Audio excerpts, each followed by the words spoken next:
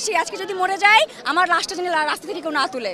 মার খেয়েছি, আমাদের ভাইদের যেভাবে মেরেছে, আমি নিজেও ইনজুরিতে আছি। আমি তারপর আজকে আন্দোলনে আসছি। আমরা কিন্তু দমে যাই না, এটা জাস্ট বোঝানোর জন্য যে ইনজুরি থেকে এই জন্য উঠে আসছি যে ঢাবির এখন পর্যন্ত কোনো আন্দোলন কিন্তু বৃথা যায় নাই। এখন পর্যন্ত বাবাকে বলে আসছি, আজকে যদি মরে যাই আমার লাশটা যেন রাস্তা থেকে কেউ না তুলে। আমার ছাত্রদল যখন বিজয় উল্লাস নিয়ে বের হবে, আমাকেও তখন যদি বিজয় ঘোষণা করে আমার লাশটা যেন তারা দাফন করে, এটা ভাষা থেকে বলে আসছি। এখন আসসালামু আলাইকুম প্রিয় দর্শক, আজকে আসলেও আমি কথার ভাবমূর্তি হারিয়ে ফেলেছি, তাই আপনাদের সামনে কিছু বলার মতো নেই আমার। তারপরেও যে এই যে 5 জন ভাই শহীদ হয়েছে, আমি এদেরকে শহীদ বলবো, কারণ এরা যে আন্দোলনটি করেছে এটি কোনো সরকার বিরোধী বা কোনো রাষ্ট্র বিরোধী নয়।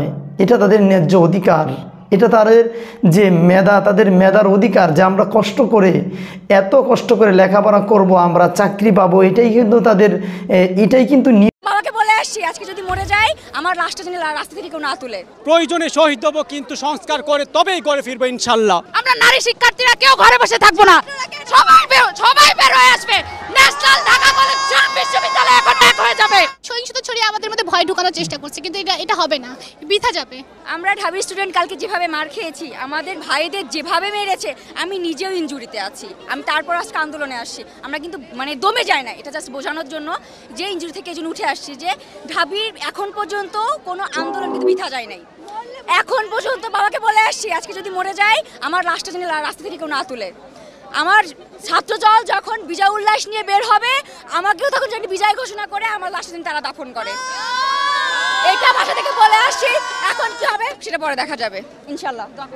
নারী শিক্ষার্থীর গায়ে হামলা করে ছাত্রলীগ সবচেয়ে নিম্নমানের কাজ করছে, কোনোদিন এমন তো করে নাই। পাকিস্তানি আমলে আমলাতন্ত্র নারী শিক্ষার্থীর উপর এরকম হামলা করে না। আমরা শুরু থেকেই বলে আসছি এটা একটা অরাজনৈতিক আন্দোলন, এবং এই আন্দোলন যৌক্তিক শিক্ষার্থীদের আন্দোলন। এই আন্দোলনে দেশে আপামর জনসাধারণের একটা ভূমিকা আছে এবং সমর্থন আছে, যেটা আমরা সবসময় পেয়েছি। আমরা যদিও বলেছি এটা একটা অরাজনৈতিক আন্দোলন, কিন্তু আপনারা কালকে দেখেছেন আমাদের কোনোই ইচ্ছা ছিল না মারামারি করার। একটা নির্দিষ্ট গোষ্ঠী, একটা নির্দিষ্ট দল, আমাদের নাম বলতে অসুবিধা নেই, সেটা ছাত্রলীগ, তারা এই আন্দোলনকে পরিকল্পিতভাবে রাজনৈতিক বানিয়েছে। এবং আপনারা যদি দেখেন, গত পরশু মাননীয় প্রধানমন্ত্রী বলেছেন যে তিনি ঢাকা বিশ্ববিদ্যালয়ে এই লাঠি কিংবা ইটপাটকেলের বৃষ্টি, বন্দুকের ঝনঝনানি বাদ দিয়ে কলম তুলে দিয়েছেন, খাতা তুলে দিয়েছেন। একদিন পরে কিন্তু ছাত্রলীগ তাদের হাতের খাতা কলমগুলো দেখিয়ে দিয়েছে। এবং তাদের হাতে খাতা কলমগুলো কী ছিল? তাদের হাতে খাতা কলম ছিল হকি স্টিক, তারা নিয়ে এসেছিল রড, লোহা ইত্যাদি। এবং বারবার আমরা যেটা বলার চেষ্টা করেছি যে আসলে গতকাল কোনো সংঘর্ষই হয় নাই। কালকে যেটা হয়েছে সেটা হচ্ছে হামলা। সংঘর্ষ হওয়ার জন্য দুই পক্ষের মারামারি করতে হয়। আমাদের দুটো হাত ছাড়া কালকে কিছুই ছিল না, যার ফলে কালকে আমরা বেধড়ক পেটন খেয়েছি। এবং আপনারা যদি দেখেন, মানুষকে যেভাবে মারতে পারে, ছাত্রলীগ কালকে তার সমস্ত সীমা অতিক্রম করেছে। মেয়েদের গায়ে হাত তোলা হয়েছে, মেয়েদেরকে গায়ে পাথর বৃষ্টি করা হয়েছে, এবং সেখানে কাউকে ছাড় দেওয়া হয় না। তারা একটা কুকুর পর্যন্ত আছে আমাদের কার্জন হলে, কুকুরটাকে পর্যন্ত ছাড় দেয় না, কুকুরের মাথায় পর্যন্ত বাড়ি মেরেছে। তো এই পর্যায়ে যাওয়ার পরে একটা আন্দোলনকে আজকে আপনারা দেখেছেন, আমরা আজকেও বিক্ষোভ সমাবেশ করতে এসেছি এখানে। আমাদের আসলে অস্ত্রের সাথে কোনো পরিচয় নাই, অস্ত্রের কোনো ট্রেনিং নাই তাদের মতো। তারা শুরু থেকে অস্ত্রের সাথে পরিচিত, তারা নিয়মিত ট্রেনিং প্রাপ্ত। এবং আজকে তারা কি করেছে? আজকে আমরা আসার সময় দেখলাম তারা বিভিন্ন স্থান থেকে টোকাই ভাড়া করেছে। টোকাই ভাড়া করে তারা আজকে সাধারণ শিক্ষার্থীদের উপর আন্দোলনের উপর হামলা করতে এসেছে। আজকের আন্দোলনটা একদিন না একদিন শেষ হয়ে যাবে, কিন্তু ছাত্রলীগ তো থাকবে। এর পরবর্তীতে কোনো আন্দোলনে, কোনো পরিপ্রেক্ষিতে যদি তারা বলে তারা সাধারণ ছাত্রদের জন্য কাজ করে, তাদের ইতিহাস ছাত্রদের ইতিহাস, তাহলে তাদের দ্বিতীয়বার করে ভাবা উচিত যে তারা ছাত্রদের উপরেই বারবার হামলা করে এসেছে। আমি 18তে আহত হয়েছিলাম, কিন্তু 24-এ আন্দোলনটা করতে হবে এবং আমার 5টা বাইকে শহীদ হইতে হবে, তারপর আমি ঘরে ফিরে যাব। এটা হতে পারে না। আমরা সুনিশ্চিতভাবে ওনাকে বলে দিচ্ছি, সুনির্দিষ্টভাবে বলে দিচ্ছি, আমাদের দাবিটা যৌক্তিক। আমরা সংস্কার চাই, আমরা বাতিলের কথা কখনো বলেছিলাম না। উনি বিরক্ত হয়ে গেলেন, বাতিল করে দিলেন, আবার কুটকে দিয়ে আবার নিয়ে আসলেন।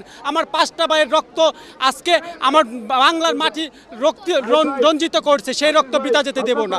আমরা অবশ্যই প্রয়োজনে শহীদ হবো, কিন্তু সংস্কার করে তবেই ঘরে ফিরবো ইনশাল্লাহ। এই যে ছাত্রীদের গায়ে হাত তোলা হয়েছে, এটা কিন্তু সরকার অবশ্যই সরকারের কানে গেছে, কিন্তু সরকার কেন স্টেপ নিচ্ছে না? তারা কেন পদক্ষেপ নিচ্ছে? সরকারও কিন্তু একটা নারীর গায়ে এভাবে হাত তোলা হচ্ছে, হাত দিয়েছে, কিন্তু তারা কোনো পদক্ষেপ নিচ্ছে না। কেন নিচ্ছে না? সরকার কেন চুপ করে আছে?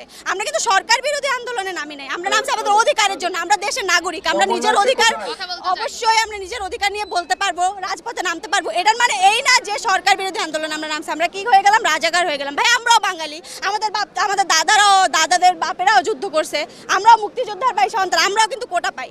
কিন্তু আমরা কেন আসছি? আমরা যাতে মেধার মূল্যায়নটা হয়, এজন্যই আসছি, আর কিছুই না। আমরা ন্যাশনালের স্টুডেন্ট, আমরা এতদিন কিন্তু কেউই রাস্তায় নামি নাই, কিন্তু আজকে আমরা বাধ্য হয়েছি।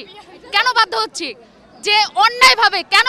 যেহেতু হলে মেয়েরাও সেফ না, ছেলেরাও সেফ না, এটা কি অন্যায় হচ্ছে? কোটার দাবি না মানতে পারতেন, আপনি একটা যৌক্তিক সমাধান দিতেন, কিন্তু কোনো সমাধান না দিয়ে এটা কোনো হামলা, এটা মানুষের উপর মেনে নেওয়া যায় না। আমরা নারী শিক্ষার্থীরা কেউ ঘরে বসে থাকবো না, সবাই বের হয়ে আসবে।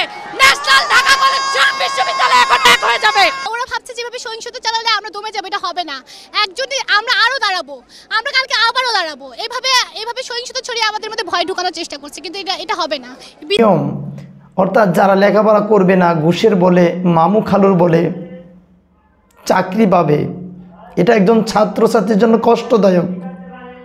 অথচ এই একটা আন্দোলন যখন করলো, সরকারের এই আন্দোলনটা তার কাছে এটা একটা সরকার বিরোধী আন্দোলন মনে হলো, তাদেরকে রাজাকার বলল। অর্থাৎ সরকারের এখানে এই আন্দোলনে অবশ্যই এখানে লস হবে। কোনটা লস হবে? সরকারি কর্মচারীরা এবং ছাত্রলীগরা, আওয়ামী লীগের পাঁচটা গোলাম আছে, তাদেরকে তারা কিন্তু বড় বড় উপরের পদগুলো দিতে পারবে না। এজন্যই সরকার কিন্তু এই কোটা আন্দোলনের দাবিটি মেনে নিচ্ছে না এবং এই আন্দোলনটি সফল হতে দিচ্ছে না। কি করেছিল এরা? প্রিয় দর্শক, আপনারা শুনছিলেন শিক্ষার্থীরা বলছিল যে আমরা এসেছি এই কোটা আন্দোলনের যে দাবি সেটা পূরণ করার জন্য, আর সেই আন্দোলনের দাবি পূরণ না করে ঘরে ফিরে যাব না।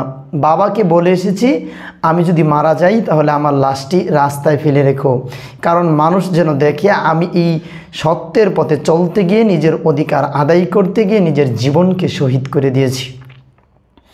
প্রিয় দর্শক, এখানে প্রধানমন্ত্রী শেখ হাসিনা এবং ছাত্রলীগ যে প্ল্যান করেছেন সেটির একটাই উদ্দেশ্য, এই কোটা বিরোধী আন্দোলন যদি তাদের দাবি মেনে না হয় তাহলে ছাত্রলীগ বড় বড় যে স্থানগুলো রয়েছে সরকারি চাকরির, সেগুলোতে তারা থাবা দিতে পারবে না এবং তারা সেই স্থানগুলোতে বসে দুর্নীতি করতে পারবে না। প্রিয় দর্শক, আওয়ামী লীগের যে এখন এই রাষ্ট্র ব্যবস্থা, আওয়ামী লীগ যে বাংলাদেশ পরিচালনা করতেছে, আপনারা দেখবেন প্রতিটি স্তরে আওয়ামী লীগের নির্দিষ্ট বাচ্চা ছাড়া অন্য কোনো লোক নেই।